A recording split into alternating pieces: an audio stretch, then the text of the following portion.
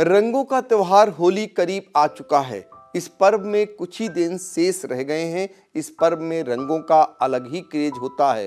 होली के पहले से ही इसकी धूम नजर आने लगती है, जैसा कि इस बार भी दिखाई दे रहा है। घरों, दुकानों, प्रतिष्ठानों में तैयारियां तेज हो चुकी हैं। इस पर्व का उत्साह हिलोरे मारने लगा है। होली में एक दूसरे को रंग लगाकर रंगों की तरह ही लोग रिश्तों में भी रंग बिरंगी यादों को सजोने की कोशिश करते हैं। नमस्कार, मैं हूं पंकज सिंह गौर और आप देखना शुरू कर चुके हैं आई इंडिया। दरअसल देखा जाए तो खुशियों के ये पर्व यही संदेश लेकर आते भी हैं। इस बार 8 मार्च को होली मनाई जा रही है। यूपी के अलग अलग शहरों में इसको लेकर धूम दिखने लगी है, लेकिन क्रांतिकारियों की धरती कही जाने वाली उत्तर प्रदेश के कानपुर की नगरी, प्रधानमंत्री नरेंद्र मोदी के संसदीय क्षेत्र, बाबा विश्वनाथ की नगरी काशी, मथुरा के शहर बरसाना और नंदगांव की होली का अलग ही महत्व है। इन शहरों की होली अपने आप में स्वर्णिम यादों को समेटे है। यही नहीं, राजधानी लखनऊ से सटे सीतापुर के 84 कोसी परिक्रमा और मिस्री की पंचकोसी परिक्रमा की भी अद्भुत, अविस्मरणीय और अलौकिक स्मृतियां हैं, जो हजारों हजार सालों से एक तरह से जीवंत बनी हुई हैं। यहाँ होली में दिवाली जैसा सतरंगी नजारा देखने को मिलता है। तो बात आज उत्तर प्रदेश के इन चारों शहरों में मनाई जाने वाली होली की करेंगे, लेकिन उससे पहले आइए बात होली के रंगों की कर लेते हैं। आपको बता दें कि हर रंग का अपना महत्व है और इसका हमारे जीवन में भी गहरा असर पड़ता है। जी हाँ, अलग अलग ये रंग हमारे तन मन पर क्या असर डालते हैं, आइए आपको पहले इससे रूबरू करा देते हैं।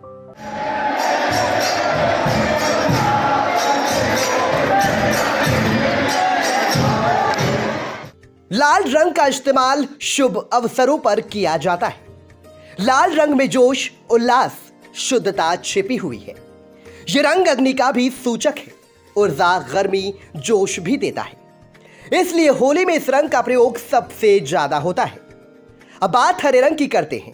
यह रंग शीतलता, सुकून और सकारात्मकता का संदेश देता है। यह रंग अपनों से बड़ों को जरूर लगाया जाता है। नारंगी रंग प्रसन्नता, सामाजिकता का प्रतीक है। इससे मानसिक शक्ति भी बढ़ती है। पीला रंग देवताओं को लगाया जाता है। यह रंग रोशनी का सूचक है। यह रंग समृद्धि और यश को प्रदर्शित करता है। नीला रंग शांति, गंभीर और स्थिरता का प्रतीक है। तो हमने आपको रंगों के महत्वों को बताया। अब बात होली के महत्व को लेकर करते हैं। वैसे होली का पर्व तो एक जैसा ही होता है, लेकिन इसको मनाने की अपनी अलग अलग परंपराएं हैं। लोग इसको तरह तरह के अंदाज से मनाते हैं।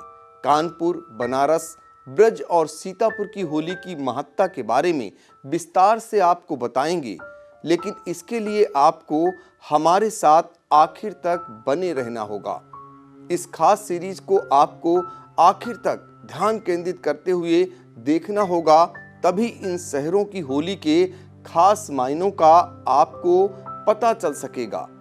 आइए तो सबसे पहले बात क्रांतिकारियों की धरती कानपुर में मनाई जाने वाली होली की करते हैं। कैसे यहाँ होली मनाने की परंपरा है, आप भी जानिए।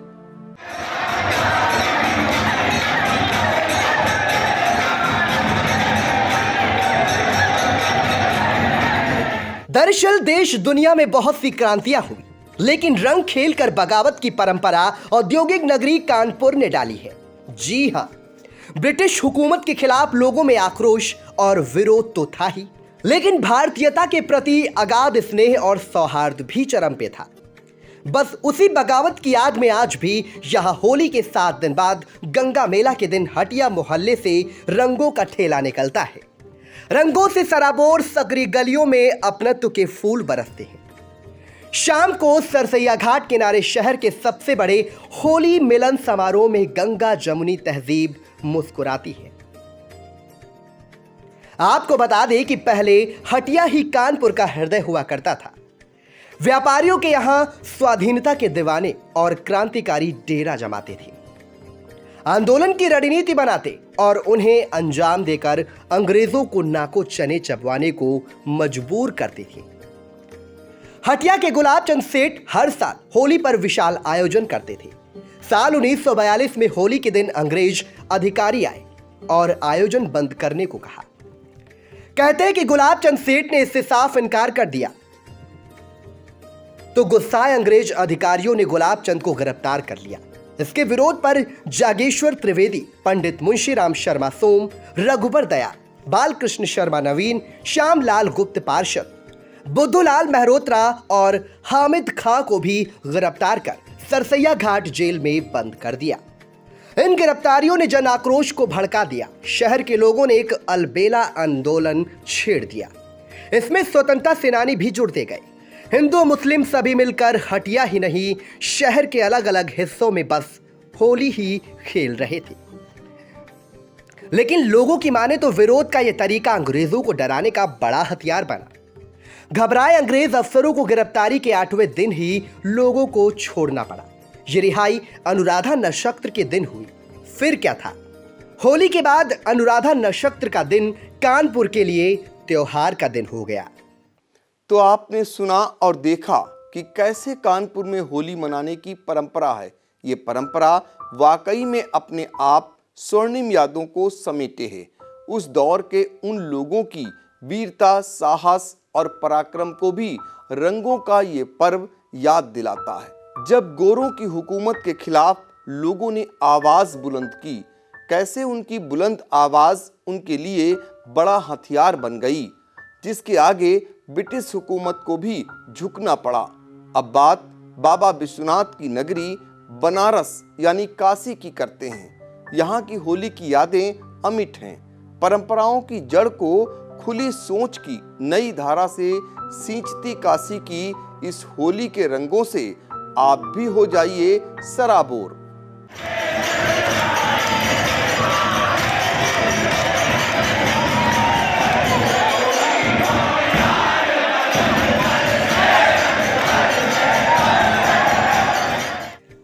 पर्यावरण असंतुलन के मद्देनजर जब पेड़ों की कटान विश्वव्यापी चिंता का विषय बना हो, होलिका के नाम पर हजारों टन वन संपदा की आहुति के औचित्य को लेकर पूरे शहर में एक विमर्श का दौर चल रहा है।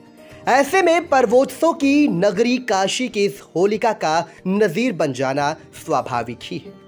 जो सादगी और शुद्धता के आंचल में बसी ये नगरी बरबसी लोगों का ध्यान खींचती है।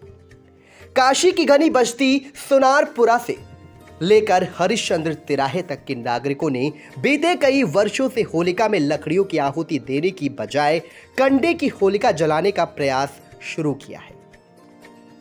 आयोजन के कर्ता धर्ताओं की माने तो पेड़ों को तहस नहस करने की प्रवृत्ति को बढ़ावा ना मिले, इस सावधानी के तहत होलिका के आकार को लेकर कभी किसी तरह की होड़ को बढ़ावा नहीं दिया।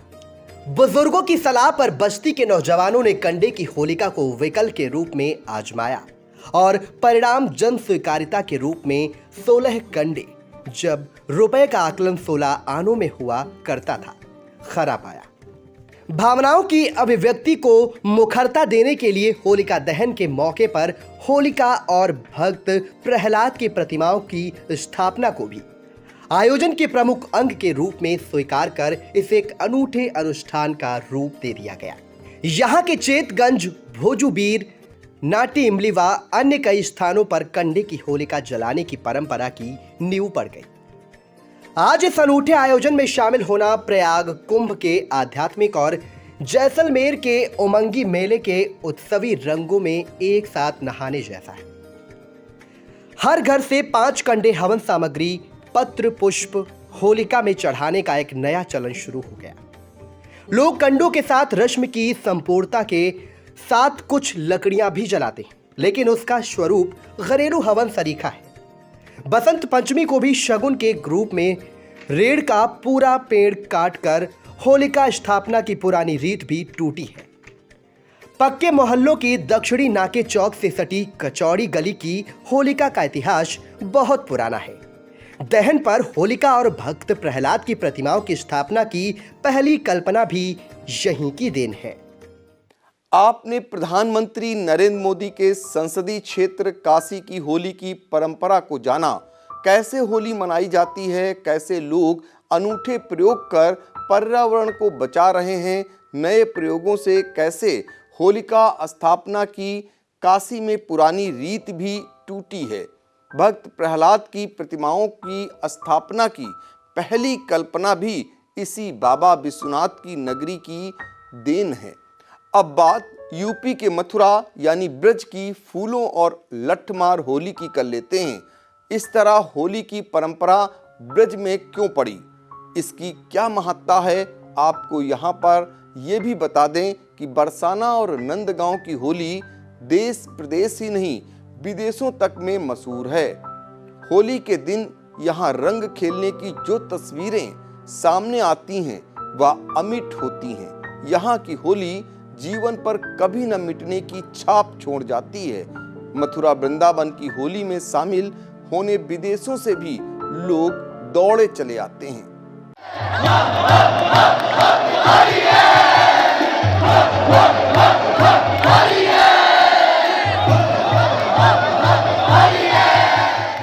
आपको बताते हुए हमें बड़ा हर्ष हो रहा है कि मथुरा वृंदावन की होली का जश्न देखने के लिए देश विदेश से लोग आते हैं। यहाँ की लठमार होली लोगों को खींच लाती है। ये हर साल फाल्गुन माह के शुक्ल पक्ष की नवमी को खेली जाती है। इस होली के पीछे मान्यता है कि इसी दिन श्री कृष्ण राधा रानी के गांव होली खेलने गए थे। इसके लिए अष्टमी के दिन नंदगांव व बरसाने का एक एक व्यक्ति गांव जाकर होली खेलने का निमंत्रण भी देता है। नवमी के दिन जोरदार तरीके से होली का हुड़दंग शुरू होता है। नंदगांव के पुरुष नाचते गाते 6 किलोमीटर दूर बरसाने पहुंचते हैं। पहला पड़ाव पीली पोखर है।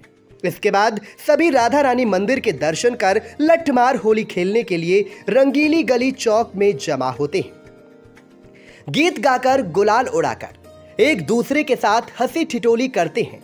फिर यहाँ की महिलाएं नंदगांव के पुरुषों पर लाठियां बरसाती हैं और वे ढोल लेकर अपना बचाव करते नजर आते हैं। होली खेलने वाले पुरुषों को होरियारे और महिलाओं को होरियारिने कहा जाता है। श्री कृष्ण के गांव नंदगांव के पुरुष बरसाने में स्थित राधा के मंदिर पर झंडा फहराने की कोशिश करते हैं, लेकिन बरसाने की महिलाएं एकजुट होकर उन्हें लठ से खदेड़ने की कोशिश करती हैं। इस दौरान पुरुषों के प्रतिरोध की आज्ञा नहीं होती है। वे महिलाओं पर केवल गुलाल छिड़क कर उन्हें चकमा देकर झंडा फहराने की कोशिश करते हैं। अगर पकड़े गए तो पिटाई भी होती है। इसके बाद उन्हें महिलाओं के कपड़े पहनाकर श्रृंगार इत्यादि करके सामूहिक रूप से नचाया जाता है। अगले दिन दशमी को बरसाने के होरियारे नंदगांव की बहुरानियों के साथ होली खेलने जाते हैं। आपको बता दें कि लठमार होली उत्तर प्रदेश के राज्य मथुरा के शहर बरसाना और नंदगांव में ही खेली जाती है। पूरे भारत में एकमात्र ये ऐसी रस्म है जो केवल बरसाना में ही होती है। इसकी शुरुआत 16वीं शताब्दी से होनी बताई जा रही है। दरअसल उस समय भगवान कृष्ण अपने सखाओं के साथ होली खेलने बरसाना जाया करते थे। उसके बाद वह राधा और उनकी सखियों के साथ ठिठोली करते थे। उनकी हरकतों से रुष्ट होकर राधा रानी और उनकी सखियां कृष्ण और उनके सखाओं पर डंडे बरसाया करती थी।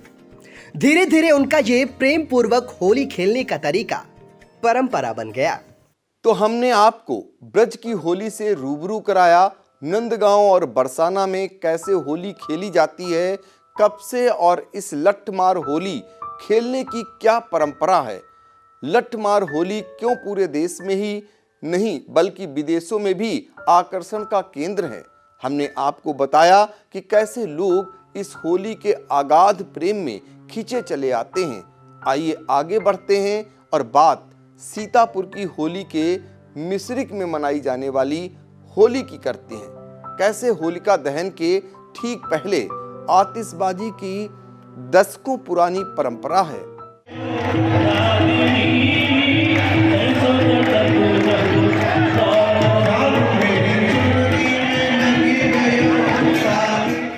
होली के रंगों में सराबोर हो जाने और माहौल एक दूजे को गुलाल से रंगने का है, रंगों की रंगीनी में मस्त हो जाने का। लेकिन ऐसे रंगों के माहौल में हम आतिशबाजी की बात करने लगे तो आपको अजीब लगना स्वाभाविक है। लेकिन यहाँ पर एक जिक्र जरूरी है।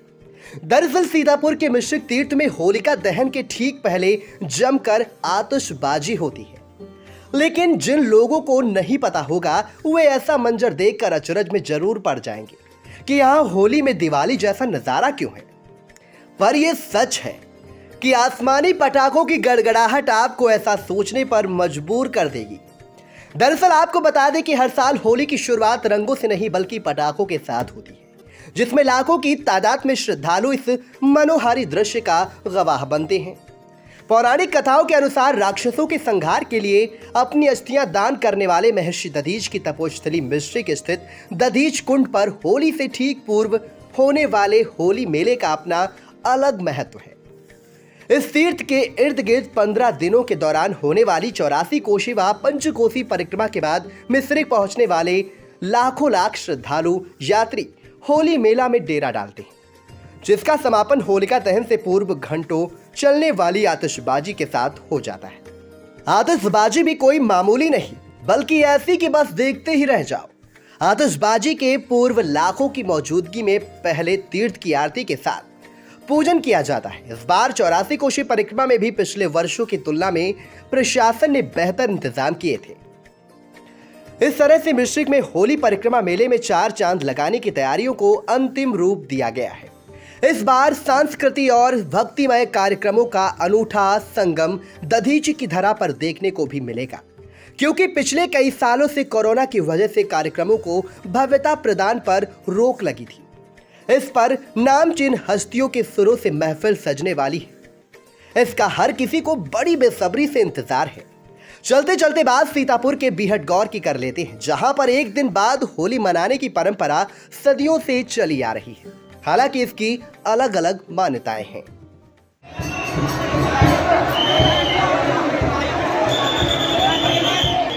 तो कानपुर से लेकर बनारस और ब्रज से सीतापुर की होली के महत्व, होली मनाने की परंपरा के बारे में आई इंडिया ने आपको विस्तार से जानकारी देने की कोशिश की। हमने सदियों से चली आ रही परंपरा के पीछे की वजह को भी बताया। आप में से बहुत से लोग ऐसे होंगे जो शायद इन शहरों की होली मनाने के तौर तरीके और परंपरा से भली भांति वाकिफ नहीं होंगे। इसीलिए इस खास पेशकश में हमने उन बातों को आप तक पहुंचाया जो जानना आपके लिए जरूरी था। तो कैसी लगी होली को लेकर हमारी ये खास पेशकश, कमेंट में ज़रूर बताइए। हमें दीजिए इजाज़त। इसी तरह की पौराणिक, आध्यात्मिक और रोचक खबरों के लिए जुड़े रहिए आई इंडिया के साथ। नमस्कार।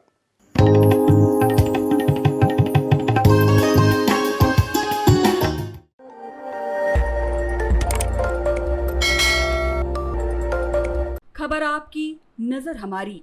देखते रहिए आई इंडिया।